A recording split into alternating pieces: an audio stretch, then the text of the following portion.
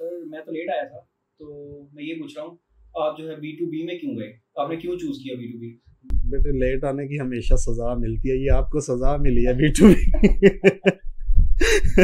असल में हमने डिस्कशंस की थी, मैंने सोचा हुआ था पहले से कि हम एक ऐसा बिजनेस बनाएंगे जिसमें जो स्मॉल बिजनेसेस करने वाले लोग हैं, चूँकि बिजनेस टॉक्स ऑलरेडी कर रहे हैं हम वहाँ पे, यानी छोटी स्मॉल इंडस्ट्रीज़ लगाना सिखा रहे हैं, छोटी फैक्ट्री लगाना सिखा रहे हैं, तो बहुत से एक गैप जो है वो मेरे पास मौजूद था ऑलरेडी, कि लोग मौजूद हैं जो सेल कर लेते हैं या सेल करना आता है जिनको, या कम पैसों के अंदर कॉस्मेटिक्स बिजनेस में जाना चाहते हैं, लेकिन प्रॉब्लम क्या है कि उनको क्वालिटी प्रोडक्ट नहीं मिल रहा।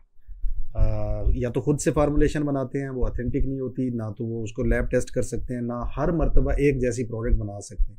ऐसे लोगों को जब वो जाते हैं मार्केट के अंदर प्रोडक्ट ख़रीदने के लिए या रॉ मटेरियल्स लेने के लिए, तो उनको रॉ मटेरियल्स अच्छे नहीं मिलते, कभी एक जैसे मिल गए कभी ना मिले, लोगों को ना क्वालिटी प्रोडक्ट्स मिल नहीं रही।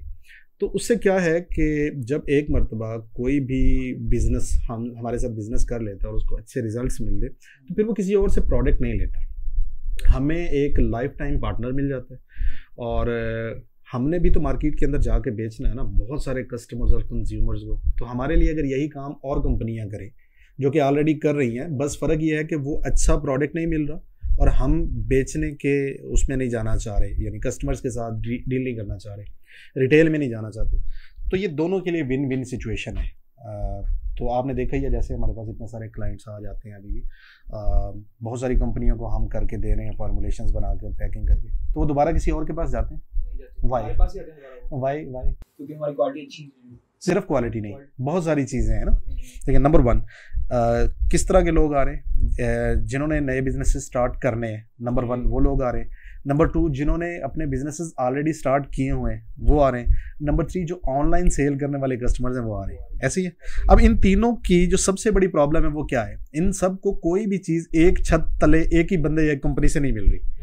अगर उनको रजिस्ट्रेशन करवानी है तो वो अलग बंदों के पास जाते हैं, अगर उनको अपने पैकेजिंग बनवानी है तो वो अलग बंदों के पास जाते हैं, फिर उनको अगर अपनी डब्बी बनवानी है तो वो अलग बंदों के पास जाते हैं, रॉ मटेरियल्स के लिए अलग बंदों के पास जाते हैं, फिर फार्मूलेशन के लिए अलग बंदों के पास जाते हैं, फिर पैकेजिंग के लिए उनको बड़ी मुश्किलात का सामना करना पड़ता है, और उसके बाद एक प्रोडक्ट जो उन्होंने बेच के पैसा कमाना है, जिसके ऊपर वो इन्हासार है उनका सारे बिजनेस का, वो अच्छी बनेगी या नहीं इसकी कोई गारंटी नहीं।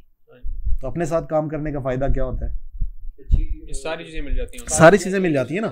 अगर ऑनलाइन सेल करने वाले उनको हम रजिस्ट्रेशन भी करवा के दे देते हैं, नए बिजनेसेस ऑफलाइन करने वाले उनको रजिस्ट्रेशन करवा के दे देते हैं, हम उनके लिए पैकेजिंग बना देते हैं, हम उनके लिए डब्बियाँ परचेज़ कर लेते हैं, हम उनके लिए क्रीम फार्मूलेट करते हैं, हम उनको पैकिंग कर देते हैं और जैसी चाहते हैं वैसी ही कर देते हैं। और पाकिस्तान में हम दावा तो नहीं करता, बहुत सारी कंपनीज आपको भी पता ही है कि वो कर रही हैं ऑलरेडी का। हमसे अच्छी पैकेजिंग आपने मार्केट में देखी किसी के पास? आप तो बनाते हैं, फार्मूलेशन आपने डेवलप की है, ये बताएं हमारे जो रिजल्ट्स हैं क्या ऐसे रिजल्ट्स और कंपनियों के मिल रहे हैं? मे भी मिल रहे हैं, मे भी ना मिल रहे हैं, लेकिन आपके पास जो फीडबैक है, फीडबैक तो आप लेते हैं ना, पेज के ऊपर जो फीडबैक लगाते हैं वो क्या है? कस्टमर का फीडबैक। एक्चुअली हमने ये मॉडल इसलिए चूज़ किया कि एक बंदा जो एक महीने में 1000 पीस बेचता है, फ़र्ज़ करें हमारे पास ऐसे 10 क्लाइंट्स आ जाते हैं, तो मतलब 10,000 पीस बेचने के लिए हमारे पास एक ऐसी कंपनियां आ गई हैं कि हमें 10,000 पीस बेचने के लिए ना बंदे रखने की ज़रूरत है, ना हमें मार्केटिंग का बजट लगाने की ज़रूरत है, ना हमें सेल्स का बजट रखने की ज़रूरत है, ना हमें गाड़ियां चाहिए, ना हमें रिक्शा चाहिए, ना हमें बाइक चाहिए, ना सैलरी मैनेजमेंट और रिकवरी के प्रॉब्लम्स हैं। ये सारी चीज़ें अगर हमारे लिए वो 10 कंपनियाँ कर रही हैं तो हम क्यों करें? अल्टीमेटली हमें जितना प्रॉफिट मिलना है बेसिकली वो सारे अखराजात निकाल के और ये सारी तकलीफ़ें, झंझट, दुख और मुसीबतें देख के फिर मिलना है। तो अगर ये सारे काम डिवाइड हो जाएं, बेचने वाले अलग हो जाएं और बनाने वाले अलग हो जाएं, और ट्रस्ट भी डेवलप हो जाए और चंद अच्छे क्लाइंट्स मिल जाएं, तो क्या बुरा है? अच्छा, ये सोच के किया था बेसिकली, ठीक है। मैं ये नहीं कह रहा कि ये इसकी डेप्थ क्या है, गहराई, मेरे जहन में ये था।